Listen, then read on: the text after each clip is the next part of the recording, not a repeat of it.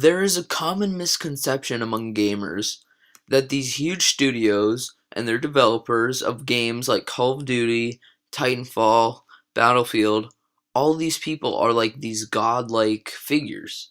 They're not. People think that every member of Infinity Ward, the studio that usually makes the new Call of Duty games, works on the game, but in reality most studios, which employ anywhere from 10 to 1,000 employees, have a ton of projects going on for them all at once. So not all the programmers are working on a single game. Plus half of them are marketing people, lawyers, stock, and businessy stuff.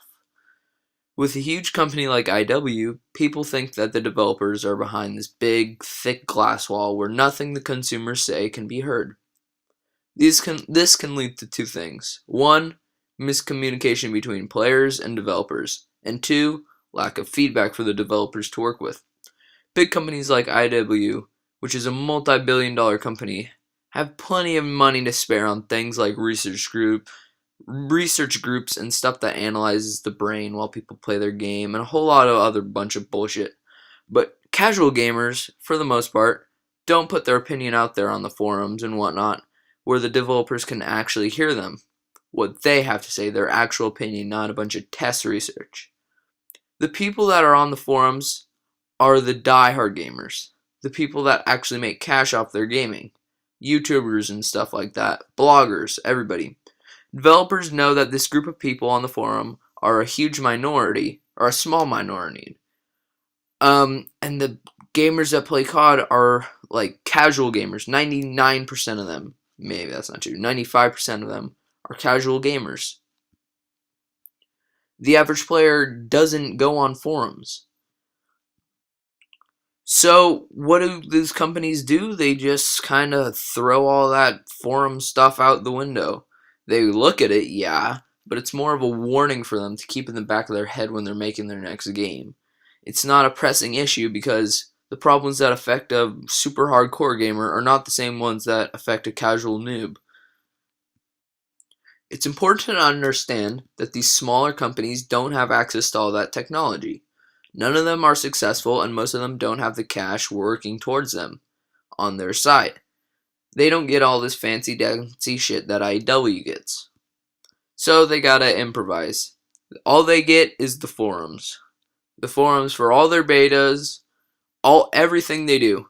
Feedback, it all comes from forums.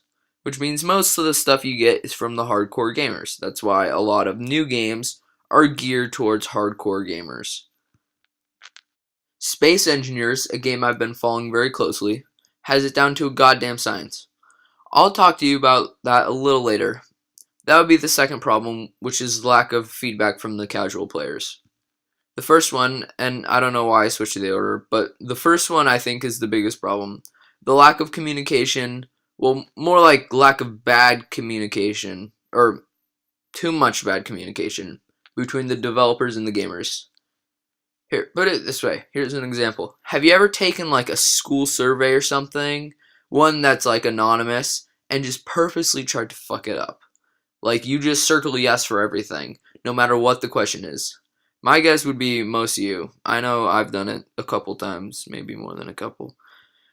They have a thing for that in the forums, and it's called trolling, and everyone hates a fucking troller. Human nature is a weird thing. But for some sick reason, people find enjoyment in watching other people suffer. There used to be public executions like 200 years ago, which isn't all that long ago when you think about the fact that you might live to see like half of that time period. Griefers are like pretty much what everyone hates in a game. Griefers, trollers, all that shit. Some people just like watching you get pissed off. People troll forums all day long just for the hell of it. There's teams of trollers that come in to mess around with the game. One guy posts a topic, then the rest of the group supports it through the comments. I've seen it 1,000 times. To the developers, it looks like a legit complaint, as that's what the goal of the thing is, just to fuck it up. The developers, unknowing that this is just a bullshit troll, especially in smaller companies with less experience, they have to dwell on those things, those meaningless ideas that people are just putting out there. So, moral of the story is don't troll because it fucks up a game. Bad communication, bad game. Don't do it. Now, here's the second part of the video. Space engineers, developers have listened to our calls. This proves my point that not all those developers are not gods. They're just as much on the forums as any of us, unless you never go on the forums. Then this doesn't apply to you, so just don't listen. The solar panels have been added in our most recent update. We know as a fact that developers did not want to put solar panels in the game, as they have told us many times in question and answer sections. It was never their intent, but people have been pestering them like madmen all over the forums, requesting them over and over again. They have listened. They did something they didn't want to help out their fans at their own personal expense. Now, this made me want to give them a big ass hug, because I freaking love them for this. They actually went out of their way to do this. They didn't think it would work, but we thought it would work. You can't say that for a lot of game developers.